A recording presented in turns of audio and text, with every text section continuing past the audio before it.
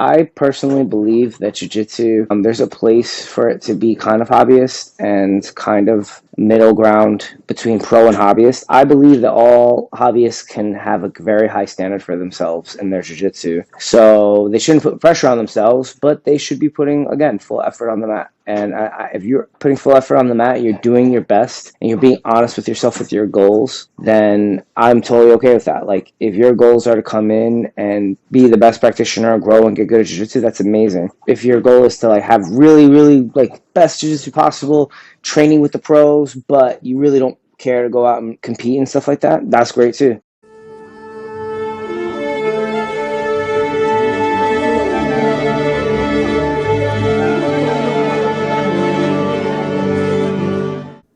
Welcome to Forever White Belt. I'm your host, Adolfo Ferranda.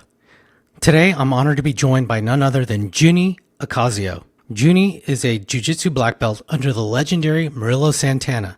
He's been a dominant force on stages like Who's Number One, Kasai, Fight to Win, IBJJF, and many more. Juny now calls Unity Jiu Jitsu School in the heart of New York City his home. After intensive training with the legendary mastermind behind the modern leg game, Eddie Cummings, Juny's insights into refining his leg system are nothing short of extraordinary. Today, we're going to explore this and so much more. We'll uncover Juny's perspective on the modern leg system, the power of effort, the importance of visualization, and the invaluable role of mental coaches in his journey. Plus, we'll touch on his ups and downs as a pro, the lessons learned along the way, and more. Juny's life story is as compelling as his jiu-jitsu journey. Growing up in a challenging environment in the Bronx, New York, he's triumphed over adversity, and in this episode, I was determined to focus on the genius of his jiu-jitsu, which sometimes gets overshadowed by his past. Juny's a prolific content creator with a staggering 15 instructionals at last count on BJJ Fanatics. And for those of you craving even more, his Instagram and YouTube channels are treasure troves of free content. And with that, I'm super honored to give you Junny Ocasio. Juny, welcome to the show, man.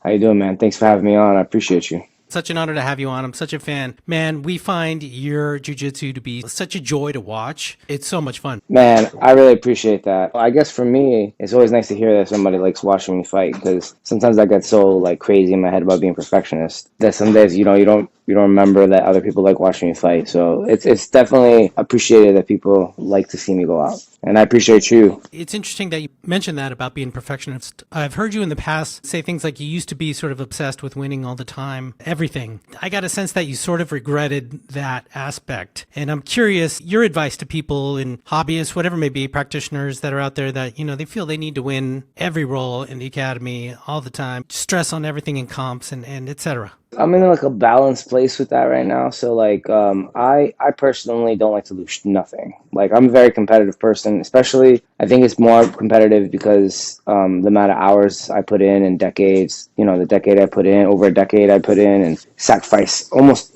pretty much everything in my life to do this. So for me, it means a lot to make sure like I'm the best. But that's like a double-edged sword. So like, it's also the reason why I'm getting really good and continue to grow and fight well and express myself when I fight. And more often than not that I win than I lose. But the downside is that it also holds you back, right? Because then you're just fighting like this the whole time, every single day. And it's not good for progress. It's not good for your mental state. So at this day and age, I put a lot of emphasis into effort in the room and don't consider like losing rounds or certain matches like an end game. So like I get really crazy about losing matches regardless, because the truth is I train really, really hard, and more often than not I don't lose, like more often than not I get my wins. But it is part of the life. You're going to get some losses, and when you're good enough and you go out enough, you're going to get some losses, and you got to learn how to deal with that in a positive way. And so like I try really hard not to put the identity with losing with my identity of myself. So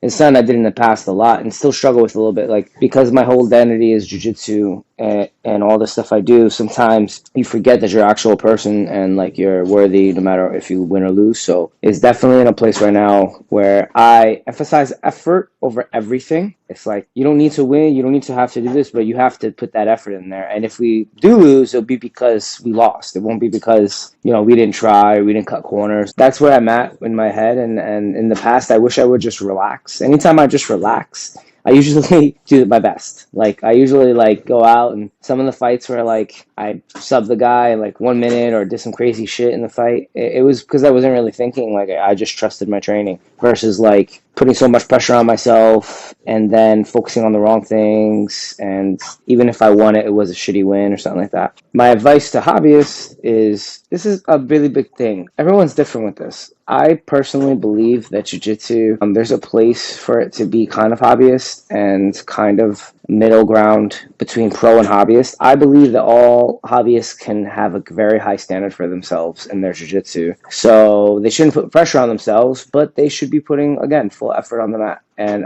if you're putting full effort on the mat, you're doing your best, and you're being honest with yourself with your goals, then I'm totally okay with that. Like, if your goals are to come in and be the best practitioner, grow and get good at jiu-jitsu, that's amazing. If your goal is to like have really, really like best jiu-jitsu possible, training with the pros, but you really don't care to go out and compete and stuff like that, that's great too. If you're just somebody who just wants to come in, get a workout, and leave, that's cool, but you will not see the same results as somebody who puts more effort into their craft. So I'm all about them being honest with themselves and goal range. And especially with me in my class, I hold a standard that everyone has to follow, that they don't fall below. And most of the time, like I'd say 90% of the room hits that standard. And I think only like 1% of the room competes. So like it's a room where I can train in that room and I can get better in that room if I didn't have any world-class black belts near me. So that's important for me. I'd say for hobbyists, like don't put too much pressure on the wins and the losses. Just do your best and be honest with doing your best. Only you know if you're doing enough. Join us Veterans Day, Saturday, November 11th for a leg lock intensive at North Bay Jiu-Jitsu in Novato, California. Everyone is welcome. There will be a leg lock 101 for the first 2 hours. There'll be a break. Following 2 hours will be advanced leg locks. It's really a leg lock one-day camp. Tremendous value. Charles Harriott of Globetrotters fame has several instructionals on BJJ Fanatics, an amazing teacher, first degree black belt. I highly recommend it. I hope you can join us. The first ever Forever White Belt sponsored seminar. First 10 people to register will receive a Jelly Jiu-Jitsu ceramic insulated water bottle. Hope to see you there. Can you give me specific examples of when you see someone that's in the academy that you're teaching or something that's falling short on effort?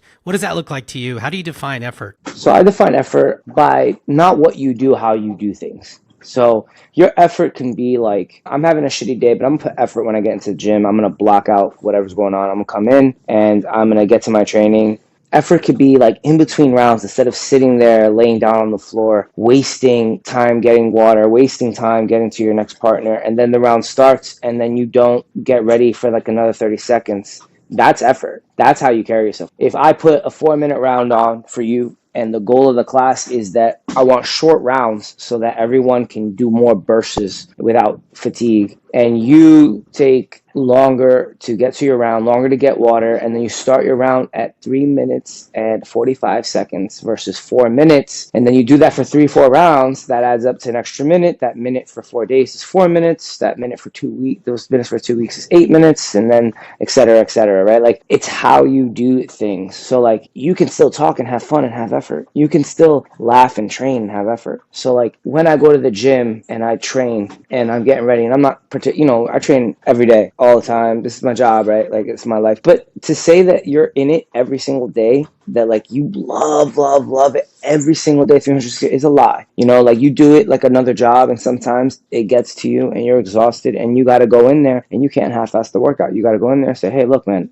for this like next 45 minutes, I'm zoned out. I'm putting my effort into this. And the little things can change that. If I'm in the room working out, and this is just an example, it's a little easier for me to show myself, and I start thinking, like, while I'm training, like, man, effort, and then I start thinking about some other problem or something else that's going on, or I stop and look at my phone more, like 10 times versus the little bit, or I take forever to go to my sets, or my posture is lousy during the sets. Those are things that are like I control. So it's like same thing in class. So like, if you go in class and your posture's low and your energy's low, and then you take time to get to your rounds, or I say put full effort into your round, and you don't put effort into like doing that, and you just say you're doing your best, but you're not really doing your best. Like, you're not really putting yourself to grow in that round or in that class. That's very important. If you're one of the people who are a little bit better than everybody, and then you're in the situationals. And if you wanted to get out every single time, you could, right? If you don't put effort into actually trying to put yourself in situations where you're gonna get caught and it's gonna hurt your ego, then you're probably not doing as much effort as you think you're doing. You're just feeding your ego. For instance, for me, I'll go into situational, and everyone loves if they get anything on me. Like, it could be a sweep, it could be anything, and I get crazy about everything. But in those situations, my biggest focus is to do my absolute best and just give it my all. And most often than not, I'm upset because I should have walked this way, or the pressure should have been this way, or I did this and I got caught in a footlock this way, or I did my arm lock escape and I did this way. It's okay because I put effort into that training. Like, I put 100% into that training. So I'm very big on that. No matter what we do, I'm very big on that. And I'm very big on a thing called winning the day. For me, winning the day is the little things you do in between. Like, you do the dishes when the dishes are supposed to be done. You know, instead of waiting for the next day, get your shit ready the day before. Yeah, you're tired. You're 5 hours in, 6 hours in on work. Yeah, it's okay. Go do your workout like you're supposed to do. When you do that and then you go to sleep, you win the day. And you're ahead of so many other people when you do that. And same thing for a class. You come in, you go to class, and you get up, you drink your water, you put full effort into doing your round, getting to the next thing, coming around. I think that's just really big for me because that's how you grow faster. You know, that's how you get your skill up faster. If I let my students just chill, talk bullshit 24/7 and late to rounds, late to get up, late to be focused, you're significantly drop your process by like 50-60% because you're just chilling. And that's cool. If you want to do that, that's fine. I just don't believe in having it like that. I believe that you should be chilling and be able to still do what you're supposed to do.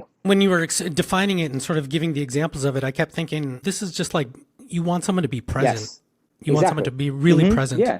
Because think about it, right? Like, how can you give effort any other way? You can give effort and thinking about tomorrow or the next day or your job. The reason why people go to jiu-jitsu who aren't like in love with like just being like a full-time athlete or a competitor is because you get fucking lost. It brings something out of you. You're supposed to be there and be lost. You're supposed to have a bad day and go to jiu-jitsu. And it could be hard and you'll leave there a lot less frustrated. And even if you are frustrated, you'll still be better than when you walked in. And that's what people go there for, you know. So it's important to try to like let things go and go. And listen, let me tell you something. I know what it's like to be very distracted, and people don't know what goes behind the scenes, you know. Like, this is the first year where I'm really back to my normal self.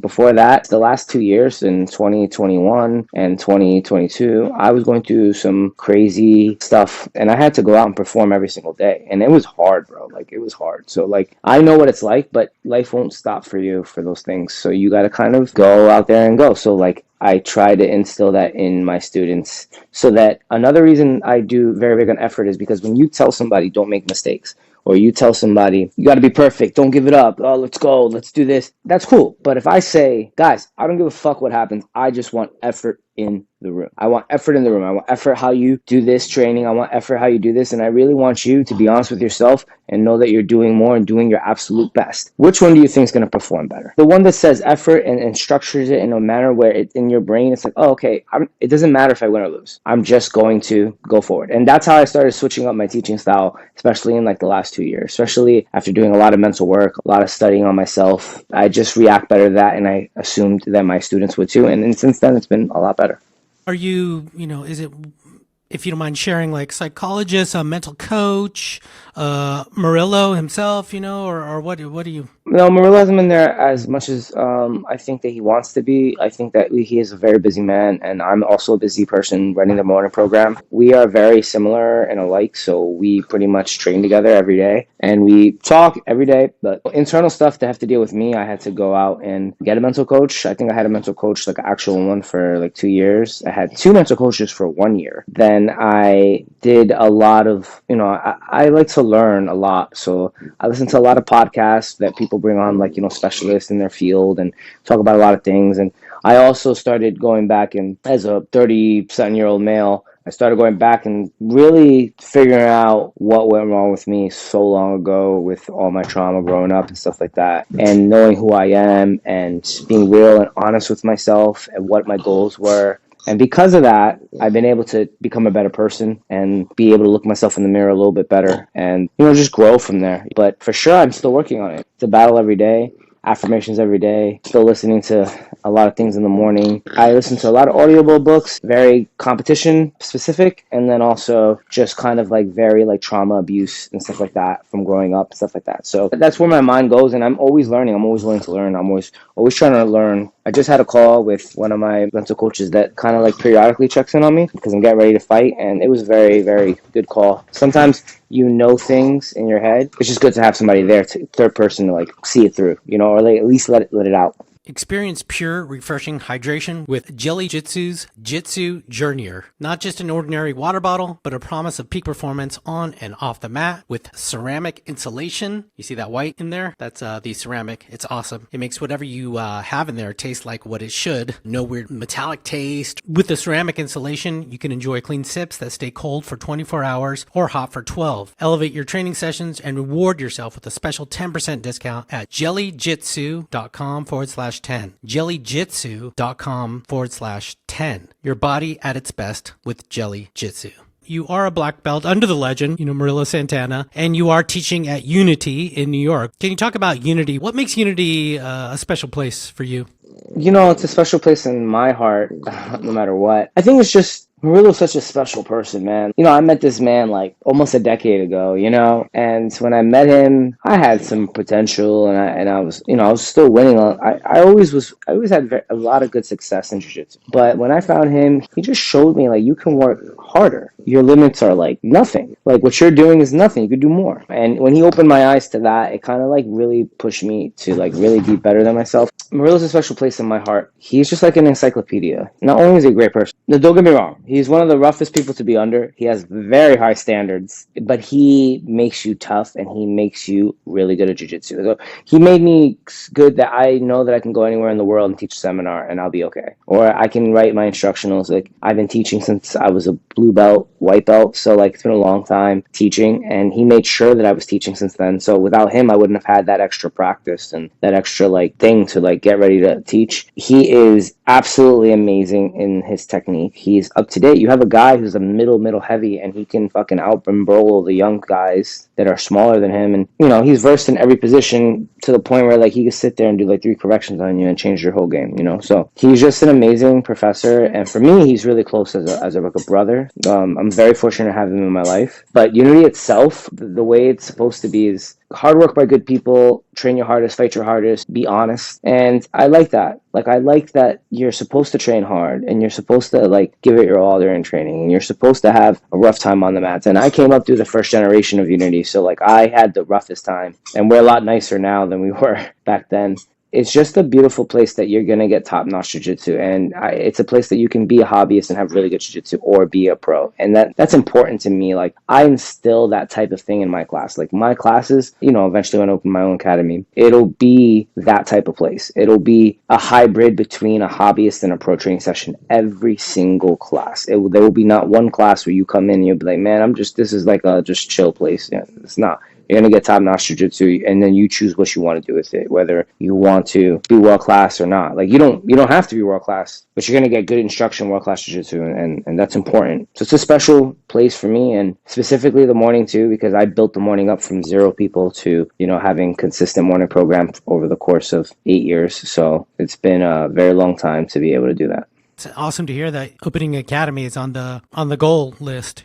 I'm a little older than the other guys. As far as jiu-jitsu goes, I'm old. But I take good care of my body. I'm very active, very focused in my recovery and my athletic abilities, and pushing myself every day, being smarter, studying, learning from nutritionists, everything that I can possibly do to be my best athletic person that I can be. So I feel like I got a lot more years in me left. But at some point, the next 3-4 years, we want to start looking towards opening an academy and moving on to that next phase of that. The reason why I haven't done it yet is just because I would have to take a little bit of time away from competing, and I really just want to focus on myself, because all that's remaining for me and my goals is just my last titles at black belt. The last couple titles that mean something to me, and then I don't care.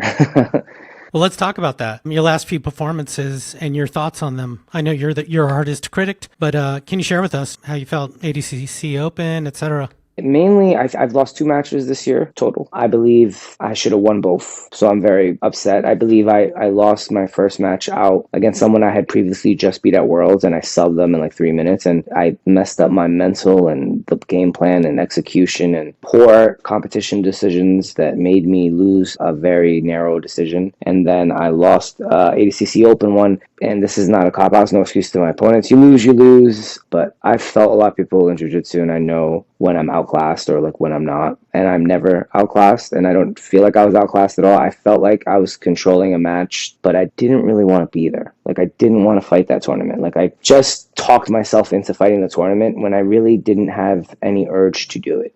I'd heard you mention that you felt like you should be invited to the big game, and I kind of agree. And I got the sense that you felt like I shouldn't have to go to Open, but I'll probably do it. That's the kind of vibe that I was getting. That's what it was. It was like, so listen, I'm a competitor and I earn every win and I earn every loss. And so there's no excuse there. But you got to be honest with yourself, and I'm truly honest with myself. So when I came out in the beginning of the year, I had lost at Worlds and I had put a lot into Worlds. I was leaving my ex-fiance of 17 years that year. I was in the process of moving. I had lost a lot of money that I had saved up for years on end, and it was a really rough time. And I had pushed through all of it, and I got to Worlds, and I had a really bad semifinal, and I just dropped the ball, and I got devastated. I was depressed. Like, I was low-key depressed. Like, I just didn't want to train. But, you know, I get up and I train no matter what. Like, I still got up, I still trained, but I was just angry, you know? And so my thoughts going into that first competition of the year was, you know, this person signed up that beat me. I'm going to go fight him right now, and I'm going to rectify that and prove to myself that I know I'm better than him because I had beaten him before. So I know I can do it, which is the worst mindset you can do.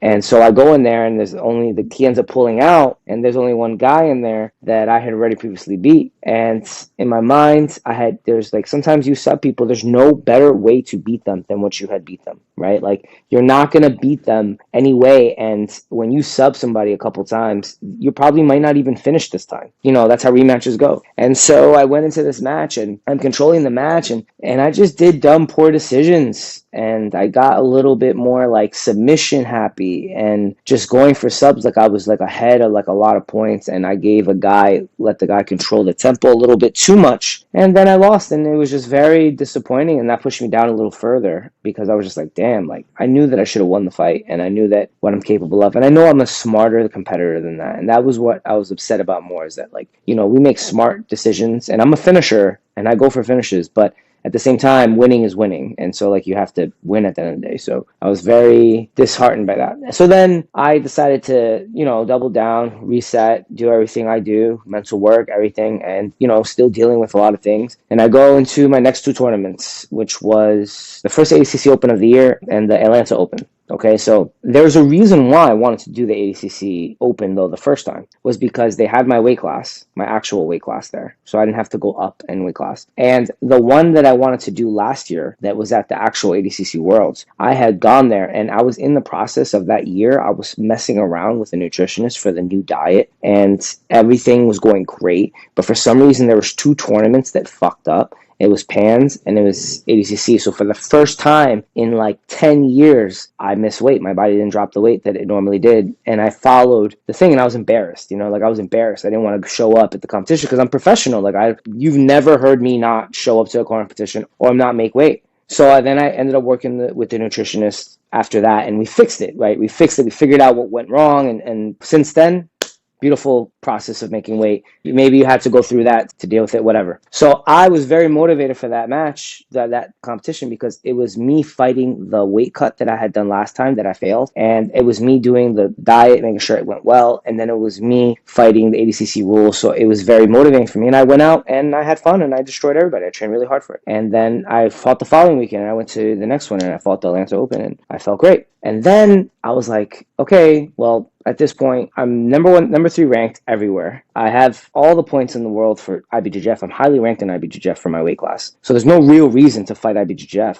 unless till we get to the championships. Well, I only fight because I like to fight, but at some point, that gets old. You know what I mean? Like, that gets old. People see you come out, and you better off staying and working on your jiu-jitsu and coming out and doing the stuff that you really, really want. But I didn't do that. I was like, oh, I'll just go out and stay active. And then the weeks leading up to it, there was worlds, and I'll tell you this. This is the true story, and I'm going to be really honest because I haven't really spoke about it. I saw worlds happen, and I started judging myself compared to some of the competitors that I have previously fought, and the way they either won worlds or they retired at worlds. And I was like, wow, they're retiring at like 27 and like I'm 34. And I started comparing us. And then I got into like a deep hole. And then I started like feeling shitty about myself. Like what have I done, you know? And then I got really like shitty and I really didn't want to do the tournament, but you know, I already was going to do it. And then all of a sudden, I go into tournaments, they cover you. Like they're going to watch you. They're going to show up. Everyone sees your name on the thing. They pay attention. They want to kill you, so it was just a lot of emotions. And I went to that match, and I made weight, and it was an okay weight cut. It wasn't great. I just wasn't into it. And then I fought, and I honestly felt like I really didn't want to be there. And I fought, and I was controlling the whole fight the whole time. And it was like I wasn't there, and I really wasn't trying. Like I wasn't like, yeah. The irony here is earlier we were talking about effort and being present, and you're giving us almost the definition right now of not being present. And when you don't, that's what happens. And you go in there, and then I think I was doing a crab ride, and I got overzealous, and he pulled my leg in trying to hold my leg for a knee bar, and it really wasn't there. And normally I would just switch to the next thing. Oh, okay, I go to the next thing. I was so off and so like being aggressive in the wrong spot. And he caught my knee. It kind of was in, kind of was out, and it popped like once, but like I didn't feel like it was a tap, but I just tapped. I just tapped and walked off and went home. Like I flew back like an hour later. I didn't really care about like anything. I just wanted to go home. And so like that kind of showed me that I'm like doing things that you don't want to do, like that you don't really want to do. Like what was the significance of going there to get anything? Because then like somebody will look at that and they'll just be like, oh, well, Juny sucks. Then I came back and I took some downtime. I took a week off. I cut my training sessions in half for like over a week. And I just trained in the morning, and I did one lifting session, and I just relaxed. And when I did that, I started realizing like, I'm still blessed. I'm still here. It was just being real about it. It's even my girlfriend that told me like, hey, look, there's no reason for you to go out. I don't even know why you're going out, because there is no reason for me to go out. Like I gained nothing from going to an ADCC Open and winning, when there's all these other guys that if I slip up once, they gain everything. I don't gain nothing other than being like, oh, he's amazing and stuff like that. And at this point in my life, I'm not in it for clout anymore. I'm not in it for like anything else. I'm just in it to hit my last little bit of goals that really mean something to me. So that's how my last couple of matches went. And then I just went back and I stood down and I started preparing for some of the big competitions. And I went back to New York Open. I had a great camp. I felt great, felt motivated to fight, excited to fight because I hadn't fought in a little bit. And there's nothing like a taste of a loss in my mouth. I get really hyped up, and I went out and I destroyed both my opponents within 3 minutes combined. And then I walked off, and then I said, I'm not doing nothing until Pan Am's. And so like now that's all my focus is on. And it's hard because sometimes I see other tournaments pop up. I'm like, oh, I want to do that now. And I'm like, no, dude, what is your plan? This is your goals. Pay attention to your route, not others. So earlier you mentioned training with Eddie Cummings. Can you touch on that time sending yourself away in the Wayback Machine, and what'd you learn in that period, and what'd you witness? Because everyone has sort of deified Eddie, right? And rightfully so. When you talk about pure specialists in their field, a lot of people can say that they think they are. I'm a very well-rounded fighter. I usually have an answer everywhere. Like I study to the point where like I know positions even if I don't do them. You do often get pegged as a leg person, but I think the people in the know better than that. They peg me as that, but the truth is I train gi every day. I do get pegged like that, but it's okay because that's a good assessment because they only focus on that, which isn't my main game at all. Like my main game is that like I have an A game in leg locks because I have a different style of them. But I've also was being exposed to Eddie. He's like one of the purest specialists I've ever rolled with in leg entanglements. I mean, I fought a lot of people. Like I fought so many people. His students, nobody feels like Eddie. Nobody's ever felt like Eddie. I've never felt in danger like the way Eddie put me in danger. And because of that is the reason why I got so good and so comfortable fighting with the leg entanglements. And so like he made me very good, and I learned a lot when he came. I think when sometimes people come to a place, people are so terrified sometimes from like just getting beat up at that game that they are so away from it. And I did the opposite. I ran towards it. And so like I was getting tapped left and right every day with Eddie, and we trained a lot together, a lot. and I learned so much from Eddie. And then when we talk about like if we rolled and you rolled somebody, and I don't want to ever get in that position, and I don't ever get in that position. So me and Eddie roll, and I never want to entangle my legs. Okay, I walk away from the round. I'm awesome for not getting leg lock, but you didn't outclass him in his game. So when you go into his game head on, foot for foot, leg for leg, entanglement for entanglement, that guy's a mastermind. And like he showed me so many things, and then I was able to modify it and perfect things for my style and then add systems to it. It was a very special time. I was absolutely blessed. I'm a Murilo Santana black belt. I learned most of my hardest leg locks, the core of leg locks, through Eddie Cummings, and I've been able to like really develop those and combine them together and make my own style, which is really, really grateful because not many people have that liberty to do it. And not just train under Eddie, like, oh, I train under Eddie, like really go and train athletically in the room with black belts. I mean, 3-person switch for like an hour and a half. People don't even know how much rounds I got with Eddie, like 24/7. It was really good, and he definitely changed me, and he got me ready for a lot of things. And without him, I wouldn't have been able to like really. Like, I was okay at leg locks before I met him, and then I got really good at leg locks, and then it was good. Like now people, they respect it. I fought a lot of people. I fought Minari, I fought John Calistine, I fought Keith Kukurian, I fought Gio, I fought everyone. Nobody feels like him. No one. To be honest, like it took a long time for me to be able to like even go scrapping with him to even make sure that he doesn't get a leg. And so like it was really cool to be a part of him. And catching him in the heel hook is fucking hard, man. Trust me. Like I don't even know if I even caught him once. He's amazing, And he showed me the Z-Lock, and I was able to really take that and catapult it into spotlight. And I was able to make a system, and that's why I always show him credit for that move, because as much as I made the system around it, that without him that would not be possible. Now, you mentioned developing game, some of which is based on others. Can you talk about that process? I know in the past you've mentioned, like, I've taken some from Gordon, I've taken some from Eddie, I've taken some from Murilo, et cetera, and I've made it to me, especially when these people are not like your body type or your speed or whatever it may be.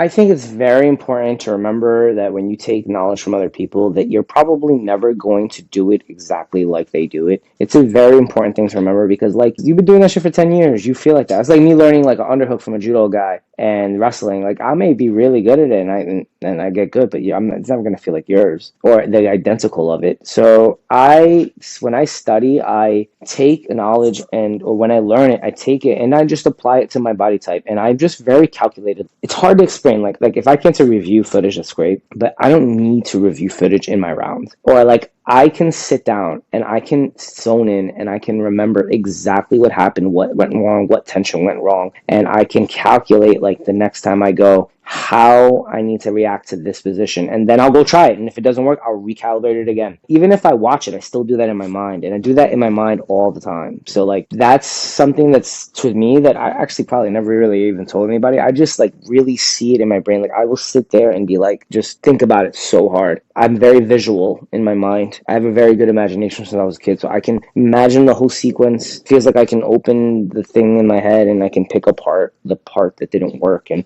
why is this not working. Granted, as long as I'm not like super frustrated, I can be logical and be like, okay, this didn't work because of this, and this. That's how I view it in my head. But just learning in general, I learn a lot from Lachlan Giles. I religiously study Lachlan Giles. I like to stay on point with up-to-date techniques so that I know that there's nothing to surprise me. So like I'm up to date on buggy chokes. I'm up to date on like I put myself a lot of situationals with heel hooks with the new variations, new defenses, and make sure that I'm cleaning up my game so that I can go out and finish guys still keep up with the young guys because let's be realistic, at this day and age you're just fighting 18 to 25-year-olds on steroids. So I have my work cut out for me. Studying is super important, but also being mindful that you have a different body type and you might have to maneuver it to your body type. So like for instance, like if I learn from Murilo, I've known him forever and I can kind of adjust it to where it is so it's a little easier. But when I go learn from Lachlan Giles, everything works pretty good, but I have to modify it a little bit because I have a little bit of a different body type. I have this 5'6" frame, but my arms and legs are pretty long for a 5'6" frame. So I actually can get away with things more than others. But I can't pull off exactly what Gordon does, because Gordon fights guys that, yeah, they're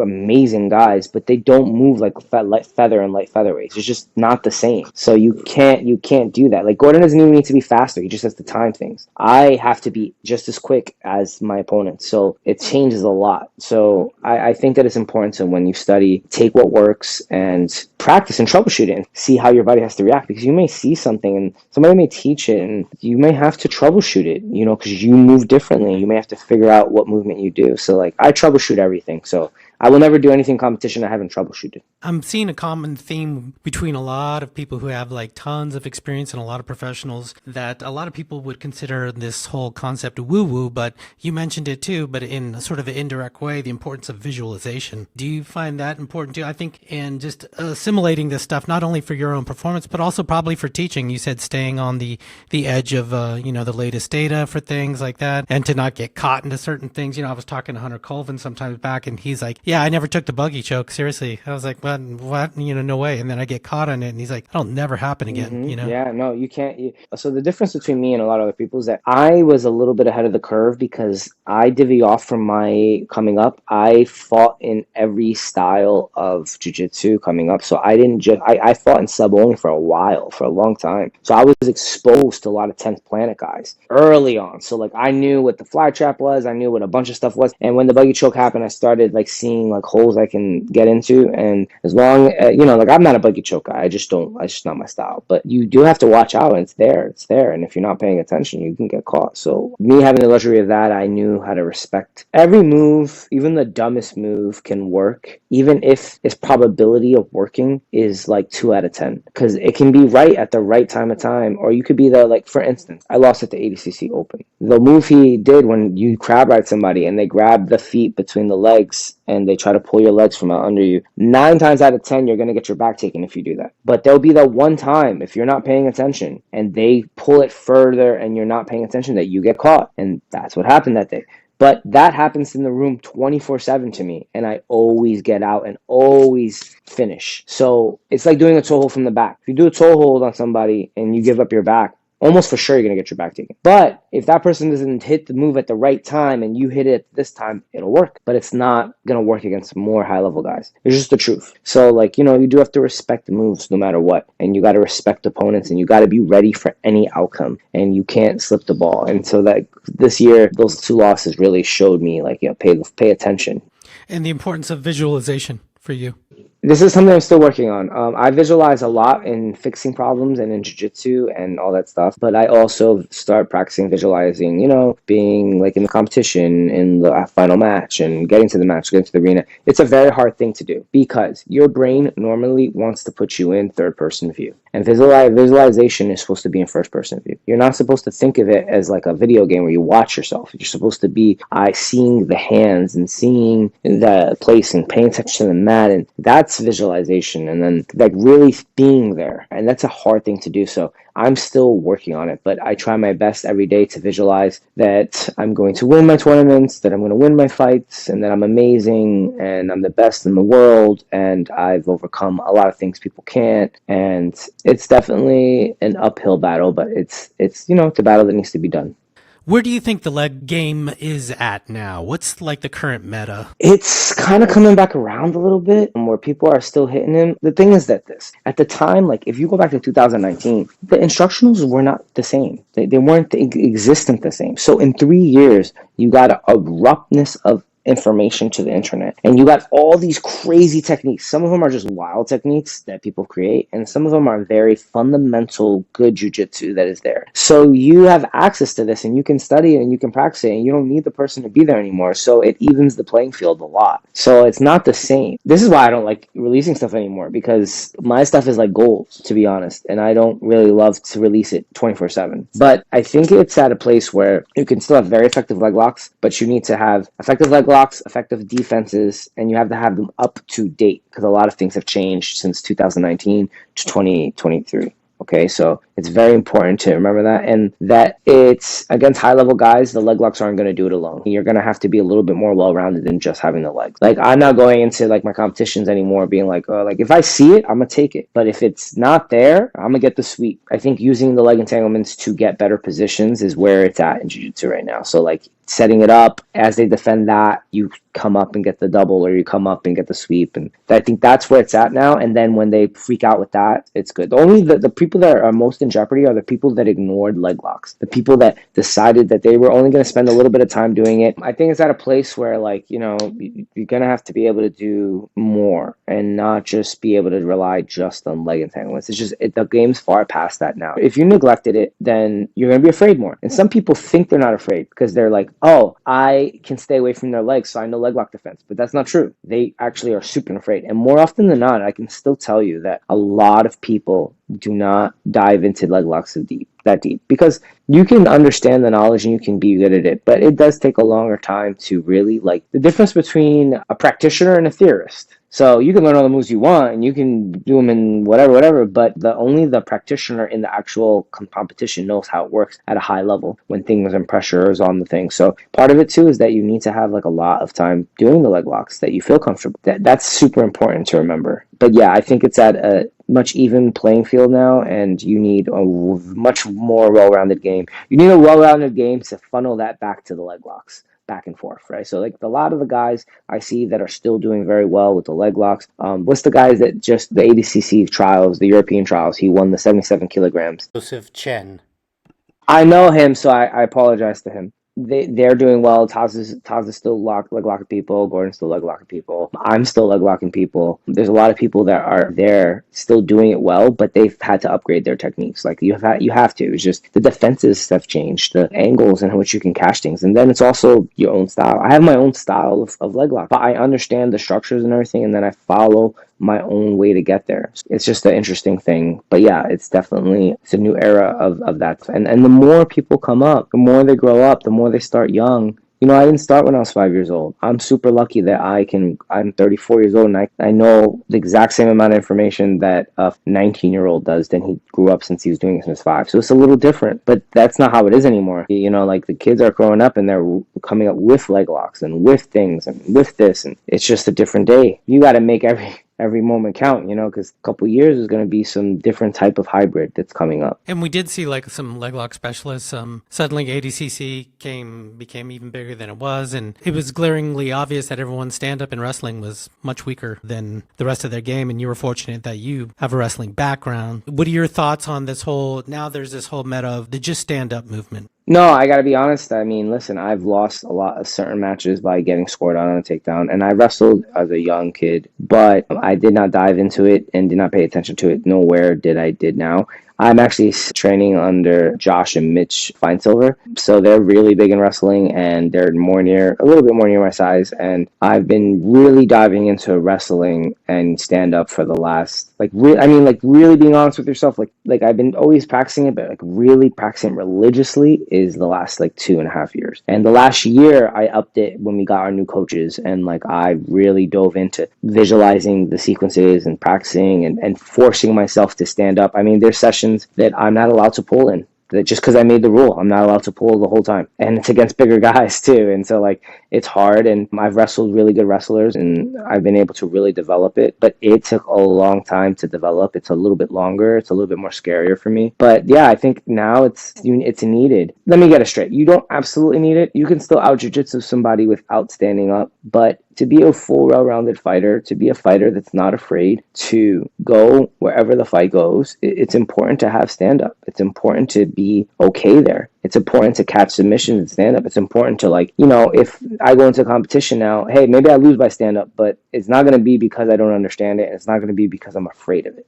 You know what I mean? You know, if there's 5 minutes left in a match and I'm losing, I'm going to stand the fuck up and chase the guys. So I agree with it, but I also think that a lot of people stand, and I think jiu-jitsu's wrestling is complete shit. I don't really think people do wrestling to really practice their stand-up skills. I think they just do it. They collar tie really hard. They swing widely. They do crazy double shots. They're muscling half the time, and they're not paying attention to the actual technique that is applied. And I think if they're able to do that, they can significantly increase their stand-up. Now, I'm not saying that I go out every round and I do stand-up because my weight division, my weight class does not call for it the same way, because when I go into IBJJF, the people have decided that they're going to pull from the beginning of the match. So if I don't double pull with them or I don't get up on that advantage, it might cost me the fight. So there's a moment where I can't do it. But when it does come up, I promise that I will surprise a lot of people. But you need that confidence knowing that, okay, it doesn't matter. We're standing now. We're wrestling. I think this is what happened to me at the ADCC Open. I think that one ADCC Open, I wrestled a lot, that ADCC Open. And I remember going into that final match saying, okay, overtime, we're wrestling now, just like we're in the gym. And I started wrestling, and it was fun. It was great. Didn't matter to me what was going on. I was absolutely fine there. That's an important skill because there's a lot of people that don't put time into it. My class is a mandatory stand-up rounds. So you have mandatory stand-up rounds in the gi, out the gi. My class, I start standing every single day. They never start one person up, one person down. Only for situationals, and maybe if it's a relaxed day, maybe like 2 days, 3 days out of the month, I do that. Otherwise, you have to earn your pull and you got to earn your takedown as if we're in a live match, even if you're not competing. And your thoughts on the importance of the turtle now with ADCC rules and stuff? I'm hearing now more pros considering it now and more deeply and as seriously than they used to. If it's a transitionary position, I'm okay with it. If your first instinct is to turtle every single time you're going to get your guard pass, that means to me that you have poor guard retention. So I don't follow that same philosophy. I think that it's important. I've studied a lot of escapes from turtle. I've practiced a lot from the back, especially with the ADCC rules. And I think it's good to have that with ADCC rules. But I also think that it's a very bad habit to be the first thing that you do is turtle when you get your guard pressed. Like, so many people won't even have proper guard retention, and they'll drop their legs and they'll turtle right away. And okay, for ADCC, that might not matter, but for any other rule set, that matters. Like, if you make somebody turtle on the ground, in my opinion, they've conceived the position and they've decided that they're going to shell up and stay there. Now, if they stay there, it really shows me that you are freaking out and that you are being outclassed a little bit. If you're able to shift through turtle and use it as a maneuver to get to your guard or get back to being offensive, then I absolutely love it. I think that that's absolutely fine. Turtle's fine to defend, stay there. But a lot of people I roll with, the high level guys, they will only ever turtle if they're absolutely, like, you got past their legs, their arms, their secondary, third, fourth, fifth defense, and then they turtle. And then let me tell you something. They defend, and then when they're ready to go, they go. They get out. Like, it's the same with me. Like, I'm not staying there to have you roll around my back. You have to know it. You have to know it. It's important to know it. I think the thought process around it is a little different for me. Like, I do not teach my students to be the first thing they turtle, because, like, if I'm about to get my guard pass, turtle. But it should be turtle to retention, turtle to attack, turtle to something. It should not be turtle stagnant, stay there. Like, you're not doing anything. You know what I mean? I personally think that the takedown rule for ADCC is cool-ish, but I do think that if I do a takedown and you land on your, 2 knees on the ground, it's a takedown, and that's fine. If it's not, it just creates more scrambles and more action and stuff like that. But then this is a big hole, because now you have guys who absolutely, maybe they suck and they just good at defending themselves because they get beat up a lot, and then all of a sudden you're not scoring on them, and then they'll do some spazzy shit and score on you and win a fight, and they're not better than you. So, like, for me, it's a good and bad thing. It creates action, creates movement, and it gets you better at your back takes and stuff like that. But I also think that it promotes people who aren't really good at jiu-jitsu to get some wins on some people that they normally wouldn't be able to. Can you give me the priority in terms of leg entanglements, or the leg game system, I should say? You see people get obsessed with leg entries. Then there's the stage of leg control, right? Pinning, wedging, etc., creating structures, whatever. And then finishing mechanics. Is there a priority in that sequence anywhere? Where should people be focusing on? The game's changed so much that, like, I think that, like, they all those rules need to be, like, kind of intact. For instance, like, if I get a heel hook bite and I'm pretty good at, like, getting a bite and throwing my legs last the way I have the bite. So, like, there's ways to do that. There's ways to control a leg and do the absolute finish last. and there's ways to do that and use it for position. I honestly think you need kind of all of them. It's very hard to like do one for each person because like nobody's gonna move the same. So like some people I can catch the fucking heel like that, and then I can throw my legs a little bit secondary and go. And some people are really athletic and really explosive that I would focus more on controlling the leg than I would the actual finish, because they're so athletic that they're like a young 25-year-old jumping around. I'm gonna control them, slow them down, and catch the finish. So I think it's honestly you need both depending on the person. I think the rules can be broken up a little bit because there's a lot of gray area there in the leg entanglements. If I had my choice, I would be controlling the leg and be isolating and then going into a finish if I had my choice. But in the actual place of rolling, you need to be having control simultaneously with the finish and being able to shift in the air or through the motion a little quicker than you normally do through drilling. Entry's got to be really clean and the bite has to be tight, and then you have to really commit to controlling and catching the leg. But again, rolling live, somebody knows what they're doing. You got to be really tight on those things. So I think you kind of need both. I've done every single type. Control the leg first, then finish. Or being very tight entry and then control the leg, or tight entry, catch the finish mid-roll, and then throw my legs in last. It just really depends. But I'm more of a precision striker, so like I try to hit them when I'm zoned in. I don't try to like blast shitty heel hooks like a lot of people do. I actually try to make sure that like when I catch that, it's going to end the game. It always looks much more surgical with you.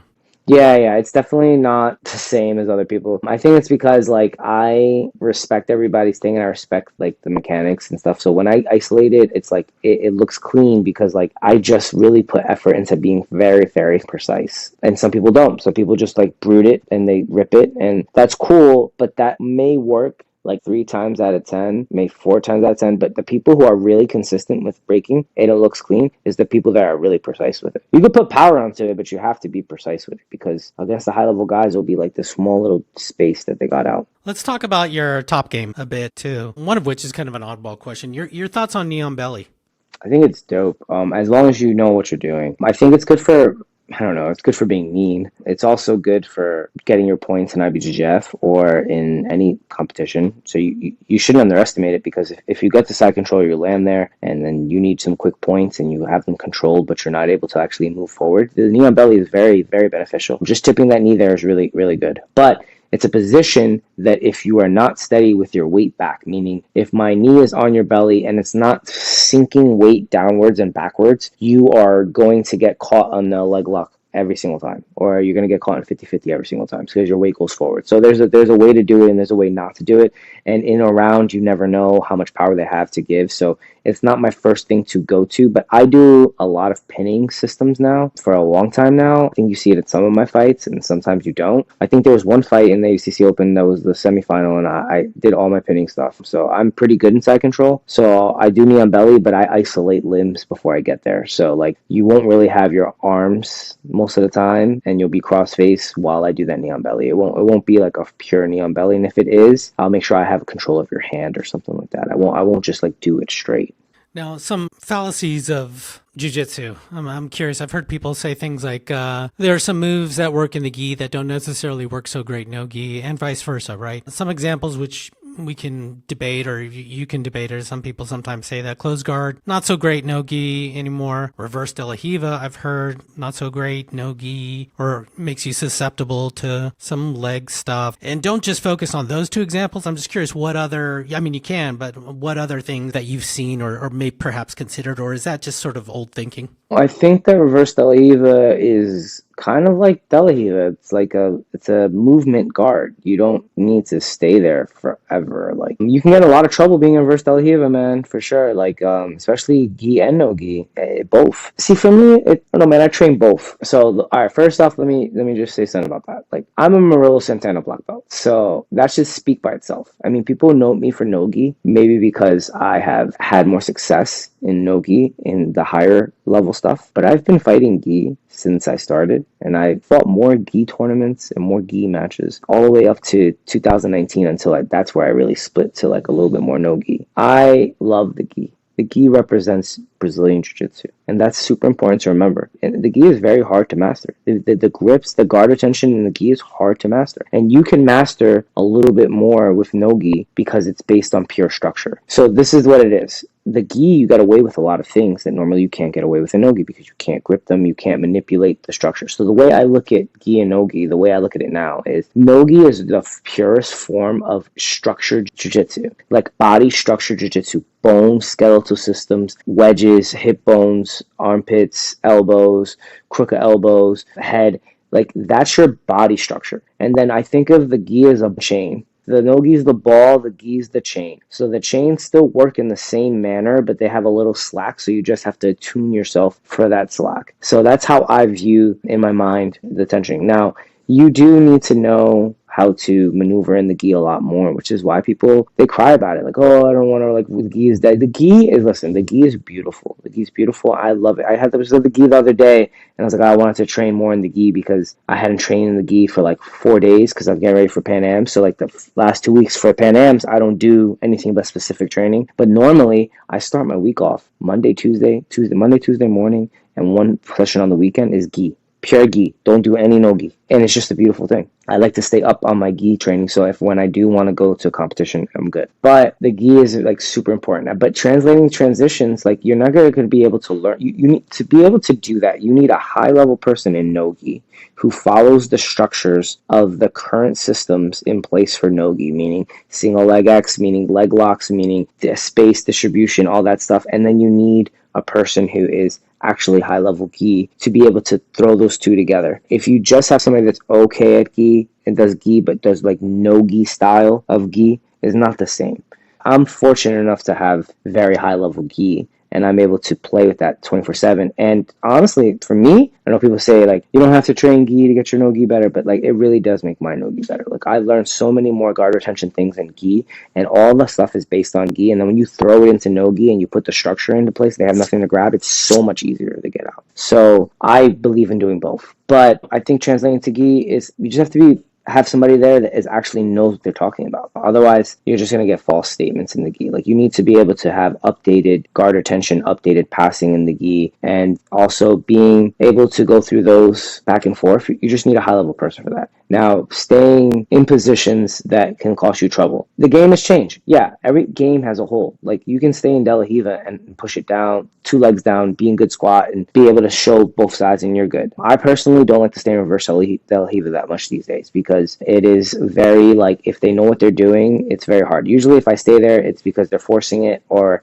I'm taking a second to transition to something else. My favorite guard to play that I think is universal in gi and no gi is K guard. I think K guard is one of the best guards you can use transition wise, but widely used wrong. I think a lot of people use it very wrong and they get away with athleticism versus actually knowing how to use the K guard to their advantage. I think that K guard is very applicable, but it's a mixed guard. You can't have K guard without reverse De La Riva and De La Riva. You need all three. They're transition guards. The only guard that's really stagnant is closed guard. Closed guard's stagnant, but any other guard, in order to move, you can't just hold them there. If they know what they're doing, they can't hold there. Maybe X guard is a little bit more stagnant. Maybe butterfly guard, you could stay a little longer. But again, I'm not really a butterfly player. I played a little bit to sweep, but if I'm not sweeping, I move on to playing my K guard or De La Riva, reverse De La Riva.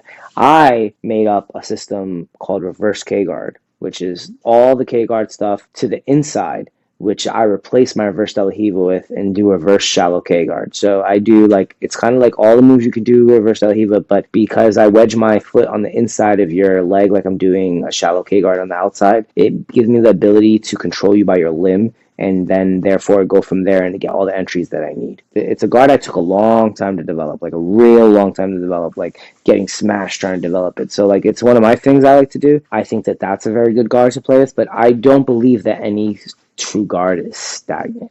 You know, like if you stay in K guard long enough, you'll get beat. You'll stay in De La Riva, you stay in reverse De La Riva long enough, and you don't know how to offset them, or you'll get beat against somebody who knows how to shut it down. So I think that you should be able to switch between those. You need to be able to be great at one, but versed in enough with the others to funnel it back to that one. So like I'm not the most amazing De La Riva player, when I say like my De La Riva is like a 7.5 out of 10, but it leads into my 10 on reverse De La Riva and K guard. Like reverse De La Riva and K guard, I can blast and I have like 100% moves. And even in De La Riva, I have like 10 out of 10 moves that I do, but it all can shift back to K guard. So like I can K guard through that, through reverse De La Riva, through the inside, through the outside, and that's what makes it a little bit more dangerous for people, right? Because I can do it both. If you only have one, it's not good. You need to have a understanding that when you defend De La Riva, a lot of the times they shift to reverse De La Riva. When you shift to reverse De La Riva, you defend reverse De La Riva, they shift to either De La Riva or K guard. And then when you defend that, you start getting into like other things. So it's important to remember that. You don't need to be an expert in everything. You don't. You need to have an understanding though of the structure and what's going on so that you can apply and defend and be able to shut it down if it comes up. So like I'm not the craziest half guard player, but like I religiously play half guard sometimes just so that I make sure that I'm up to date. So when you do blast that, I know what's going to happen. It's important. So, Juny, can you tell me a time that you wanted to quit and why? The beginning of 2018, I wanted to quit jiu-jitsu. I just was surrounded by I have a lot of success in jiu-jitsu, but I'm always so I grew up really bad, and I grew up in a different way where I had really bad things happen to me very early on. So my self-confidence was really shot, and honestly I made it through pure will of like my just dreaming about my dream and just putting it into actions and be working really hard and pretty much sacrifice everything. Like I don't go out, I didn't do nothing. I just did my craft, right? I did it so long, and then I'd see my teammates just like get things that I wanted and I worked so hard for, and it would break my heart. And then I remember winning Kasai. I remember going on Kasai qualifier as a purple belt, and I remember going up 2 weight classes up because I wanted to prove to everyone that I can make it into the black belt thing. And I did. I won everything. I beat all the black belts up as a purple belt, went into the show, 2 weight classes down, weighed in. These guys weighed in at 155 with day before weigh-in. And I weighed in at 146 pounds with my clothes on. I got fat and everything to fight these guys. And I fought all these guys, and I didn't do as well as I wanted to, but I showed, like, I leveled up and that I was really good. I got my brown belt, and then I thought I was, like, pretty awesome. I got invited to EBI. I remember I got invited to EBI, and I decided, again, this goes back to something else. I invited to EBI, and I went to go to do this small competition. I had no business doing. I was like 2 weeks out from EBI, a week out. I go in, and I sub some guy, but I wasn't training that much gi at the time, and I decided that I was going to go into a gi match, one gi match that they asked me to do, and I was like, oh, okay, whatever, didn't care, and it was against somebody I had beaten before, so like I was like, whatever. And I remember going in the match, and I didn't want to tap during something, and I popped my knee really bad. It was the first time I popped my knee in a knee bar really bad, and I couldn't walk within an hour. A week out from EBI, and my professor, where I'm devastated. And then I ended up going to get a lot of work done. I rested a little bit. I took a lot of painkillers, a lot of real heavy painkillers to hide the pain, to go fight. Because I didn't want to pull out the fight because it was unfair to my opponents that I was gonna not be there, even though it was a dumb thing at the time. I should have just pulled out. But I was young, and I wanted to be there. I wanted to fight, so I tried my hardest, but I couldn't fight the way I wanted to. So first round I had John Calistine, and I never fight on my knees. So like I don't fight on my knees, right? Like I'm not one of those fighters. So I fight that fight. I'm not really into it. I knew I was gonna get tapped from the beginning of the match because I knew that my knee was fucked. I knew I cannot move the way I needed to move to beat this guy. So what do you do against someone that that you respect? He's good. He's amazing. But like you pop your knee to the point where you couldn't walk 2 days ago. So I go and I do and I lose and I was devastated, and it shit really broke me. I stood home from training. I mean complete training. Like I didn't train for like a week. I avoided pro training. I taught my class, and then I stood home, and I didn't go back. And Murilo stopped me and had a discussion with me after like a week of me not being in training, and he was just like, look, told me a lot of stuff and how people like didn't want to train at this point, and then he just told me, look, we got to go forward, we got to go back, we just got to keep going. So I did, even though I was not into it. And then what ended up happening was, after that knee bar that year, I had pulled my meniscus in training while I was training gi, and I went to do a throw by, and my meniscus completely ripped, and I had a bucket handle tear. And so I had to get surgery now, and I had to choose between getting stitched up or surgery, and the stitched up was like 6 months to a year, and then didn't even like guarantee that I'd be back. So I ended up taking it out. I studied religiously how to do the pre-PT and the after PT so that I can come back to competition within a month. And then I had 2 matches like set up back to back weekends coming back.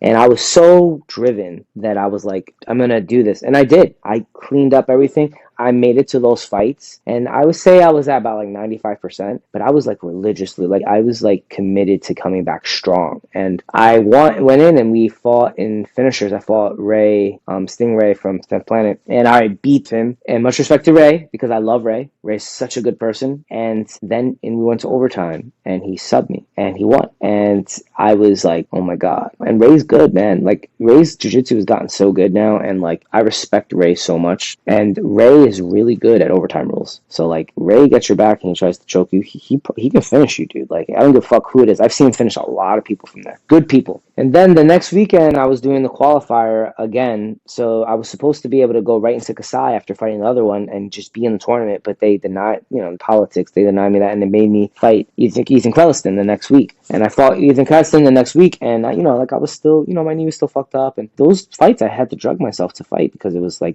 little painful. So I went out there and I fought, and I got a little bit too emotional, rushed the match, and I lost. And then I had to relive those highlights, I think, the whole year. I had fought the least amount in 2018, and I had won the tournaments, but I had lost my major matches. And because of that, it put me into like a really bad downward spiral. And I was dealing with a lot, and a lot of people don't know that. They don't know that I was on that stuff. And I never, to this day, I'm saying it now, but I never made that an excuse as I lost. Like, I just lost. Like, no matter what happens, when you enter a fight, regardless of what the circumstances are, you either win or you lose. And I lost. That's fine. But I ended up wanting to quit really bad after that. Like, I just was like, this is it. I'm done. But you push through, and it was very rough for me coming in because all my people that I started with, I started before a lot of people at Unity, and they all got their black belts before me. And I was very like held back, and Murilo made sure I was really good before I got my black belt. And it was very hard for me to like sit back and watch that happen. But looking back at it now, it was the right decision because, Murilo, you have to trust your instructor to know when you're ready for that level, regardless of your results in competition or what's going on. So he held me back, and it was me dealing with that. It was a lot of jealousy at that time, and it was a lot of like me comparing myself to other people, which is a lot of my downfall. And then I ended up coming back, and then I went back to training, and I was like, okay, I manned through it. I went back to training. Someone I knew at the time sat me down and was just like, do you believe in yourself? Like, do you believe that you can do what you think you can do? Because you've done so much already. Do you believe you can do it? And, I do. And she's like, that's the only person that really matters. Because I want everyone to believe in me. I want to prove everyone wrong, everyone. Part of me always drives off that. Because I could always remember when people deny me. Even now, people don't give me the credit I deserve. So, like, it really pushes me to, like, go. But at that time, it was really bad. And I ended up saying, okay, I'm going to come back and I'm going to train, right? And I'm going to get back on the horse. And then this is what happened. I ended the year really well. Bounced back. I was fighting. I won all my fights towards the end of the year. And I was like winning invitationals. I won Kasai fights. I won everything. It was good. I got my head back on straight. But then I got my black belt. And then I got invited to the Kasai qualifier. And I went in there and I performed well. I beat back Palestine for that match that I lost. And I fought Gio, I fought Minari, and it was an awesome night. I got second place. I had to fight my teammate in the final, and I lost. But I had second place, and it was okay. It was a good outing for me to come out on my black belt. And then I went to Pans, and at that time, during that time frame, I had a lot of pain in my sciatica nerve, and I was switching to functional patterns to fix all those things. And it went away during that time frame, and then it came back for Pans. But eventually it went away again forever. Like for right now, and I haven't felt it since. But I lost Pans, and then I was obsessed at this time, you couldn't heel hook in IBJJF, and it does change the way you do your game, no gi. And I wasn't as good as I am now at jiu-jitsu, to be honest. And I'm going to explain this. I was like, I want to win the European, and I want to win Worlds. And I needed points to get it. So I had to travel and go fight all these things. And I ended up taking third at Europeans, and it broke my heart. And then I ended up taking third at Worlds, and that broke my heart. And then when I came out in the beginning of the gi season, I think I lost my first match at black belt. So, like, I won black belt debut. I did did really well my black belt debut, lost the competition for the first Pan Ams. Then I beat the New York Open, I beat the Mexico Open. I went to Mexico, I went to New York, I beat everybody, and then I went to Europeans and I lost in the semifinal and I got third. And then I went to Worlds and I lost in the semifinal. And I really regretted that day because in the semifinal I was so concerned with so many other things, helping other people coach, and I wasn't paying attention to myself. My weight cut system at the time was not healthy. It was not healthy as it is now. I just had a bad showing. And so then we went to the next year and then COVID happened. So at that point in 2018, I wanted to quit. At the end of 2019, I wanted to quit. And I remember being in COVID and I was training in like my little pod with my professor Murilo Santana and Levi and my training partner Scott, and they're all bigger than me. And I was training with them in the gi and I got wrecked every single round, like just so bad that I had walked away tearing by myself, contemplating if I really wanted to even do this anymore. And then I sat back and I wanted to be really honest with myself. And I told myself, okay, we need to change something. We need to fix something. We have to go back and we have to redo everything. So I went back and I restudied everything I knew about jiu-jitsu. I restudied positions, frames, tensioning, posture, distance, timing, techniques for a while. And then all of a sudden, the guys who were beating me up every day were not beating me up anymore. And it made a huge difference into truly understanding and putting more effort into learning more than just winning. And when I did that, I won more. So competing is one thing, but truly understanding jiu-jitsu is another. And I was able to really level up in that time frame. And during COVID, I leveled up. And I said, you know what? I want to go back out now. While everybody else is chilling, I was working. I was like, I'm going to go back out. And then I went back out and I resurrected my career. I went on like, I don't know how many fights I won in a row. And during COVID, I think I was like one of the only people fighting during that time. And I leveled up so much. And then I almost won everything every single year. I lost like 2 fights per year. And I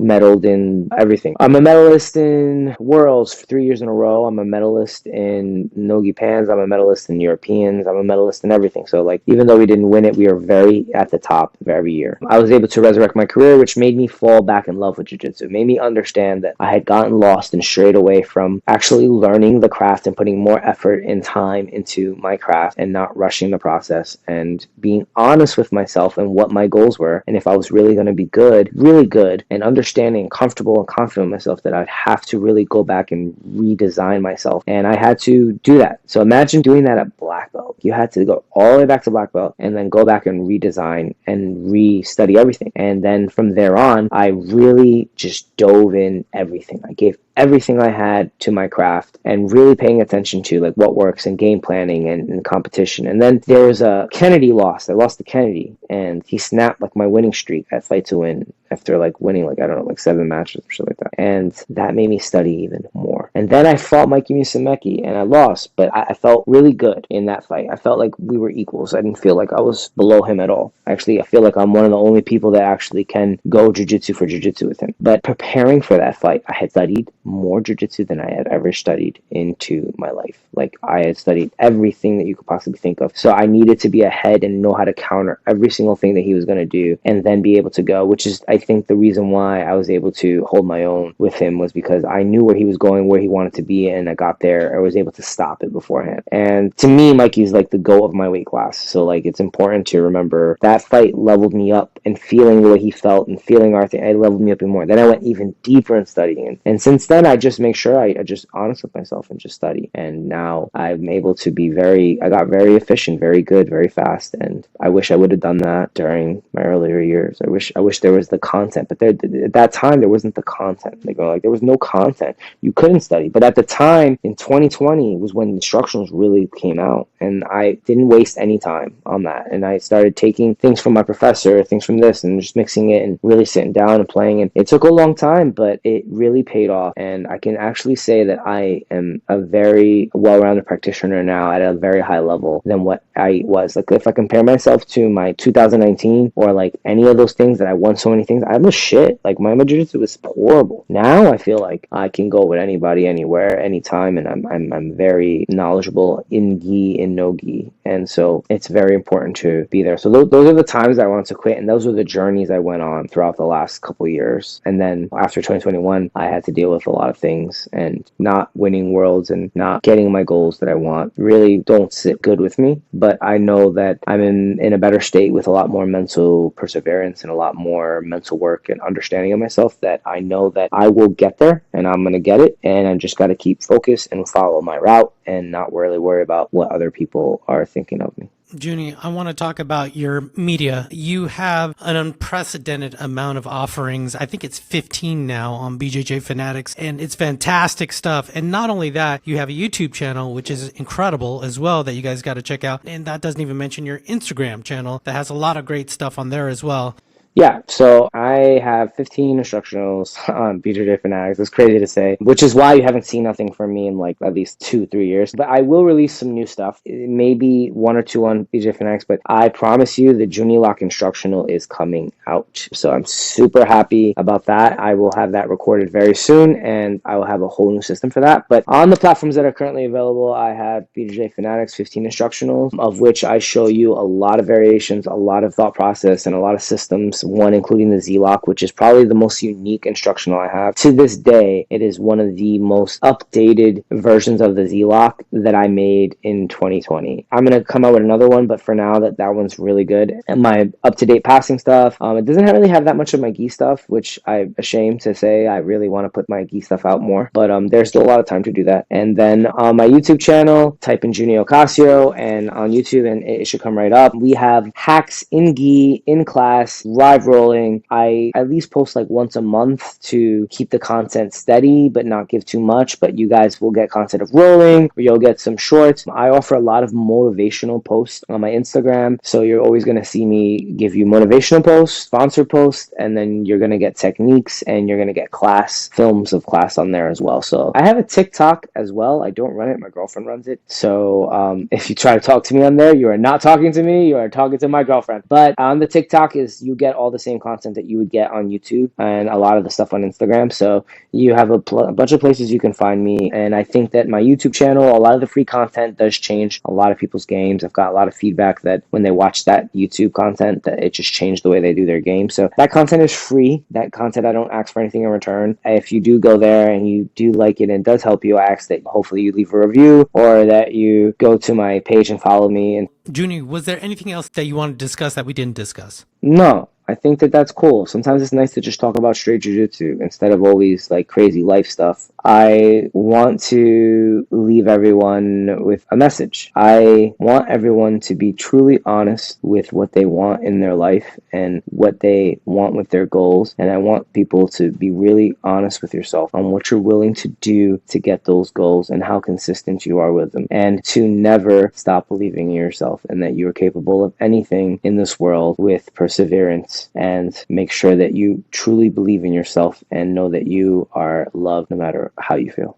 That's beautiful, man. Thank you so much for sharing that with everyone. Well, everyone, I am your host, Adolfo Fronda. Like, subscribe, and do all the things and all the platforms that you're listening on or watching. And we really appreciate all your support. Consider subscribing to the VIP stuff for censored free, no ads, early release stuff, and some outtakes. And Juny, I can't thank you enough. It was such an honor to have you on the show and to have this conversation with you. It means the world to me. Thank you so much, man. Thank you so much for having me on. All right. Thanks, everyone. See you guys next time.